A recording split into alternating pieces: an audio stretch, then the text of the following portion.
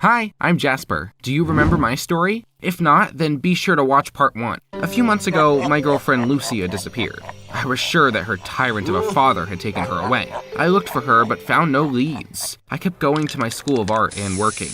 I even managed to open my own small graffiti agency. Guess what I called it? Angel, in Lucia's honor. And so, one day, I was sitting in the office and watching a sketch when I suddenly got a call from an unfamiliar number. When I answered, I heard some noise and muffled voices. And then, the line went dead. Soon, I got a message from the same number with just one word, Sedona. I was extremely confused and called the number back, but it was unavailable. I googled the word they sent me and found out that Sedona was a small town in Arizona. It was famous for its views and art galleries. Art galleries? My heart immediately started beating faster. It couldn't be a coincidence. The caller must have been Lucia. My best friend Kit worked for me. I knew his brother was a computer guru and turned to him for help. I asked him to find out whose number the call had been made from. It turned out that it belonged to Mrs. Page. I wrote down her address, left Kit in charge of the agency, and left for Sedona that evening. When I arrived, I immediately went to the address we'd found. A woman opened the door for me. At first, she was acting friendly, but as soon as I started talking about Lucia, she frowned. "Young man, stop bothering me with questions. I don't know anything." Miss Page looked scared and was obviously hiding something. She slammed the door in my face. I walked away from her house, sat down on a bench, and tried to think of what to do next. All of a sudden, a girl sat down next to me. "Hi, my name is Christy. I saw you talking to my mom. Did you want to ask her about Lucia?" I had hope again. "Do you know what happened to her? Where is she?" "Mr. Allen and his daughter moved a few months ago. My mom worked as a cook for them. Mr. Allen wasn't kind to Lucia. He would lock her up, forbid her from using her phone and internet. He constantly made her study or draw even though Lucia didn't want to. My mom became Lucia's friend and gave her her phone number. However, when she called you, Mr. Allen came back. He took away her phone, locked Lucia up again, and fired my mom." I clenched my hands into fists. Poor Lucia. She had gone through so much. Christy agreed to take me to their house. I was about to sneak inside when Mr. Allen himself came out on the porch. He was on the phone and looked very angry. Christy and I hid around the corner and eavesdropped. "Look, are you a detective or not? What am I paying you money for? My daughter ran away a day ago and you still haven't found her." "What? Lucia had escaped?" Staying there was useless, and so we left. We walked into a cafe and tried to figure out where to look for Lucia. I was sure she would contact me soon, but I just couldn't sit around and wait. I was sure she would go back to her hometown, so I had to hurry back as well. "It's getting late. How are you going to get back at night?" She convinced me to wait until the next morning, and I rented a hotel room. After checking in, I suddenly discovered that I had lost my phone. I rummaged through all my things, looked in my pockets, but it was nowhere to be found. Damn it! That was the worst possible moment to lose it. What if Lucia called me? I didn't remember any passwords and needed my phone to use social media. I felt really down and didn't sleep a wink. Early in the morning, Christy suddenly came to the hotel. When I saw the suitcase standing next to her, I was very surprised. "Can I come with you? My aunt lives in your city and she has been asking me to visit." So we went together. When she found out that I had lost my phone, Christy gave me her old phone. The first thing I did was check the place where I used to live with Lucia. Christy and I walked around the neighborhood and went to the apartment. But Lucia was nowhere to be found. I was looking around the street when I suddenly noticed something. There was a girl that looked a lot like Lucia standing at a bus stop.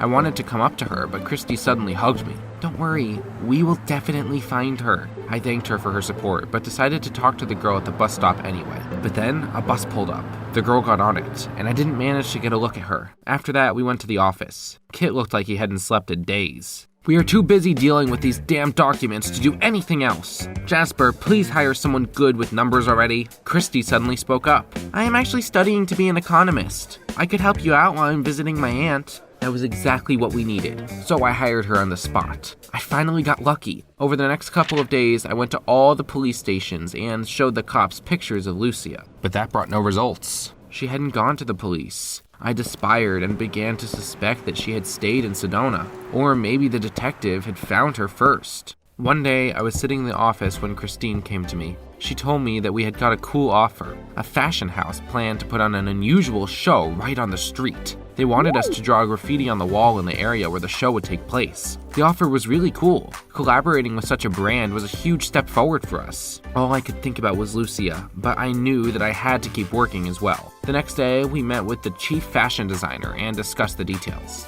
We have several conditions. First of all, we like your works, so you have to draw the graffiti yourself. Secondly, you will come to the catwalk in one of our costumes and make a speech. It will be the most important part of the whole show. That made me hesitate. I had been planning to go to Sedona, but how could I do that if I was too busy drawing? The fashion house refused to compromise, so I had to agree to their terms. When I told my agency about everything, Christy agreed to help me once again. She called her mom and convinced her to go to Mr. Allen's house and get to the bottom of everything. Soon, Mrs. Page called her back and said that there was no news about Lucia in Sedona. The next day, I started working on the graffiti.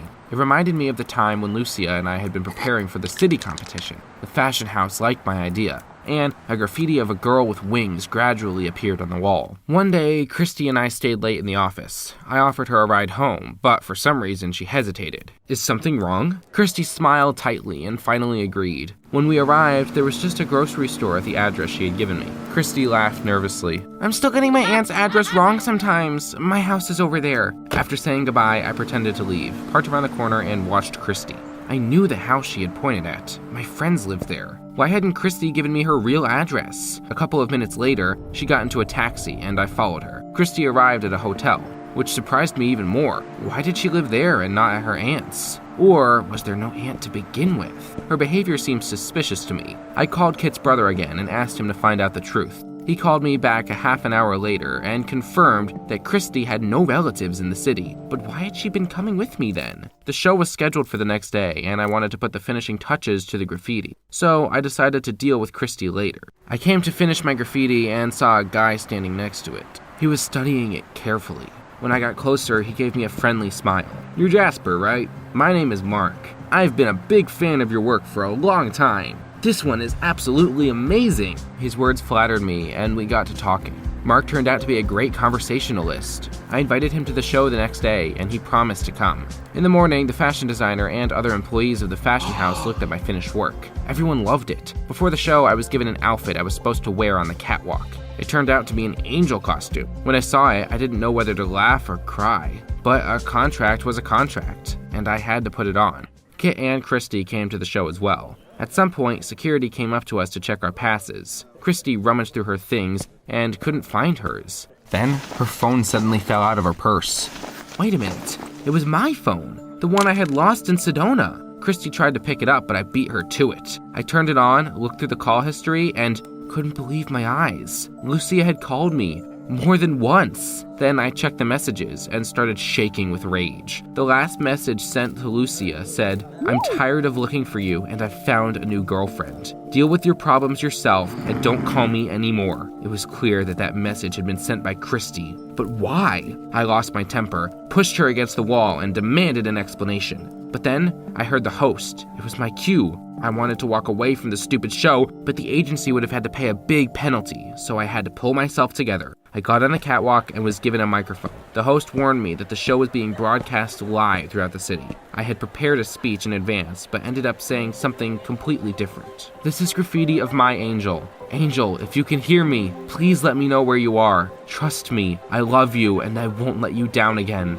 I was hoping Lucia would hear me, and you know what? She did! When I was coming down from the catwalk, I got a message with an address. I asked Kit to watch Christy and rushed there. I came to a poor neighborhood, looked around but didn't see anyone. Then I suddenly heard someone sobbing behind the garbage cans. I came closer and saw Lucia. Tears were streaming down her face, and she looked terrible. But it didn't matter. I finally found her. Lucia must have gone without food for a while. She could barely stand. I picked her up and carried her to the car. I was afraid to go back to our apartment, so I decided to take Lucia to my parents' house in my hometown, especially since they weren't there at the moment. On the way there, I stopped by a supermarket and bought ready-made food. At home, Lucia ate, took a bath, and calmed down a little. However, as soon as she felt a bit better, she immediately pounced on me. You traitor! How could you do this to me? That moment, she looked like her old self, the meanest girl in college who saved my life. It took some work, but I managed to calm her down again and convince her to tell me everything that had happened. My father took me away for a reason. Shortly before that, I had found out his dirty secret.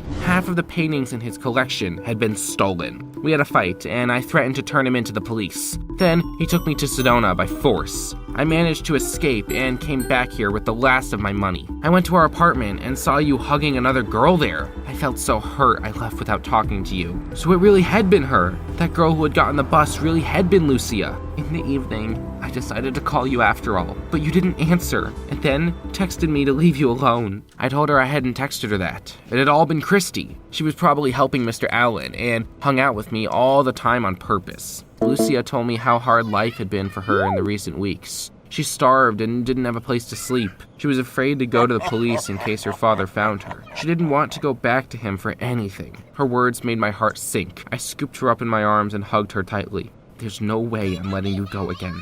We sat there for a while longer, and then I suggested we go to the police together. Lucia agreed. We looked out the window, made sure that there was no one suspicious on the street, and left the house. Just as we got down from the porch, someone suddenly attacked us. We hadn't even had time to come to our senses when we were pushed into a car with tinted windows and taken somewhere. I tried to get free but had no success. Soon, we found ourselves in the house the Allens used to live in. They locked us in Lucia's room. There were bars on the windows. I didn't understand how they had found us. Christy had been with Kit and couldn't have followed us. The door suddenly opened and Mr. Allen walked into the room. And with him was... No, it was impossible. It was Mark, the guy who had claimed to be a fan of my work. It soon became clear that he was the detective Mr. Allen had hired. I couldn't believe I had invited him to the show myself. What am I supposed to do with you, Jasper? I don't need you, but my daughter must have told you about the paintings. I can't just let you go. You'll hand me over to the police right away.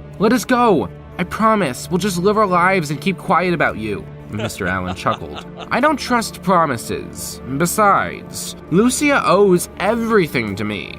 I've invested too much into her. She will become my successor and do everything I say. As for you, you stay here for now. I'll decide what to do with you tomorrow. After he and Mark left, I hugged Lucia tightly again. Don't listen to him. You don't owe him anything. Lucia pulled away. She looked at me with tear-filled eyes and uttered words that made me fall even deeper in love with her. You are my angel. We tried to figure out how to escape, but nothing came to mind. The situation seemed hopeless, but I wasn't about to give up. Then we heard a noise downstairs, and then footsteps and voices. The door to our room opened again, and I was stunned. Those were my parents. The last time my dad had been so angry was when I had run away from home. Although, come to think of it, now he wasn't just angry. He was furious. The cops were hovering behind my parents. How did you get here? There is a video surveillance in the house you brought Lucia to. That's how I found out you were kidnapped. I stayed out of Alan's business, but he crossed a line when he took you. I used my connections, and here we are. Lucia told the police about the stolen paintings. It turned out they had been in the house the whole time. Mr. Allen had been afraid to take them with him to Sedona. He had a full vault in the basement of his house. Lucia entered the code on the door and let the cops in. Mr. Allen was arrested, and we finally breathed a sigh of relief. Soon, we found out that Kit was dating Christy. To be honest, I was shocked by the news. One day, they asked us over, and Christy told us her story. She loved dancing, but her mother made her study economics. Mr. Allen promised to get Christy into the School of Art if she helped him. I'm so sorry. I'm so ashamed of what I did. Lucy and I were so happy that we couldn't bear a grudge. After a while, Christy plucked up the courage and transferred to the School of Art on her own. We often hang out with her and Kit. After the fashion show, our agency became very popular. People stand in lines to take pictures with my graffiti. The Flying Girl has become a city landmark. Lucia and I are improving and developing our brand. We get a ton of commissions, and my parents are very proud of me. That's my story. You know, after going through all this, I can say with confidence, true love exists. Do you believe in it?